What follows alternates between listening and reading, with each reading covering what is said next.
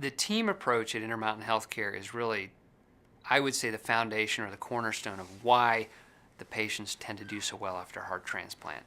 It's a big operation, but that's really kind of the smallest piece of it. The patients are managed so well before they have the transplant that they're relatively strong and healthy to undergo what is sometimes a third or fourth operation. And then after the surgery, they're immediately taken care of by this host of physicians and other providers in the hospital to make sure the immunosuppression is adequate, that there's not infection, that other complications don't set in, or if there are complications, they're treated early. And then once they go home, they're still closely watched for years and years, and that's why they can live so long and do so well with that brand new heart. So having Intermountain Medical Center as the flagship for transplantation throughout Intermountain Healthcare means that we can provide throughout this entire region really a new life for these patients.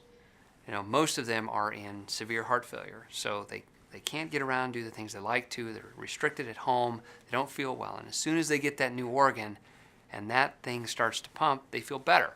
And then they go home, and so they can forget about being a heart patient. 2 or 3 things that set Intermountain Healthcare apart from other institutions that do heart transplant are, number one, the massive team approach. There is no individual that's above the others. Everyone's invested in each patient as they come on the transplant list, eventually get their heart, and then recover from that.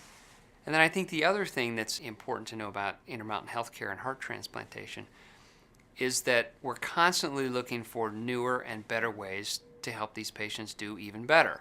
We're not satisfied with doing things the way they were done in the 1980s.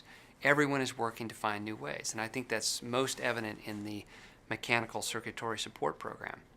We have now been part of the trials that started from the early devices for heart failure and now to the cutting edge devices, and we've been able to extend patients' lives even farther by using the mechanical pumps.